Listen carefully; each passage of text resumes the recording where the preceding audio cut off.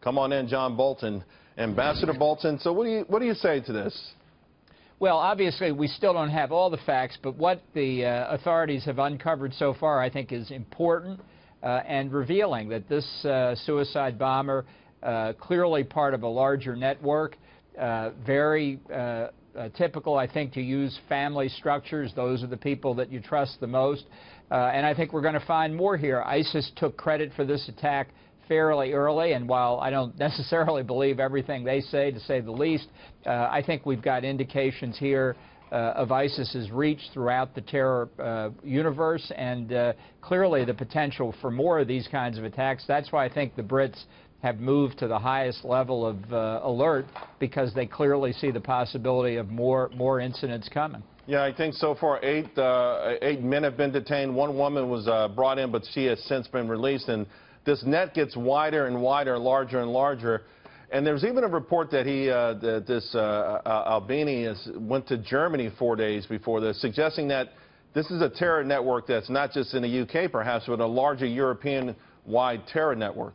Yeah, I think that's clear. I mean, look, ISIS and others have been pushing these people out into Europe, out into the United States, refugees from the conflict in Syria, from the anarchy that's engulfed Yemen and Somalia and Libya, recruiting in the communities in Europe and the United States where Muslim either immigrants or refugees already were.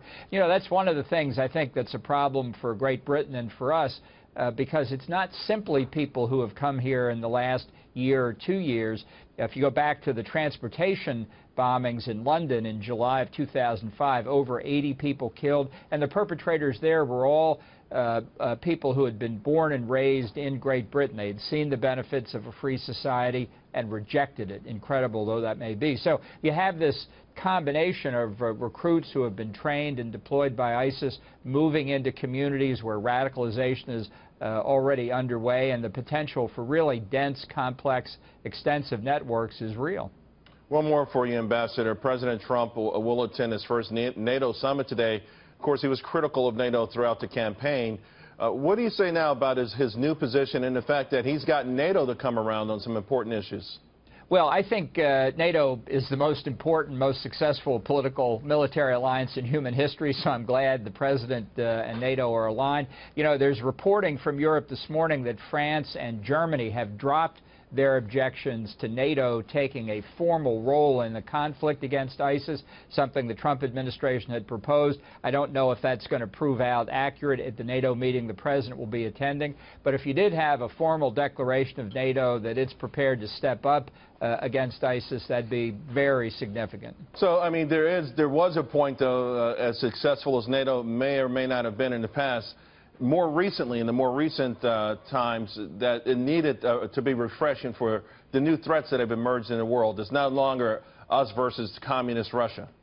No, absolutely. Look, I think what the President said about NATO members meeting the commitments they undertook voluntarily to spend 2% of GNP on defense is something that they need to do. And nobody who's dealt with NATO doesn't appreciate its decision-making is sclerotic on a good day. So there are a lot of reforms that need to be made. NATO does have to move into a new era. I'd like to see NATO expand its reach even more broadly around the world, bring in some other members, maybe from the Pacific, Japan, Australia, Singapore, perhaps.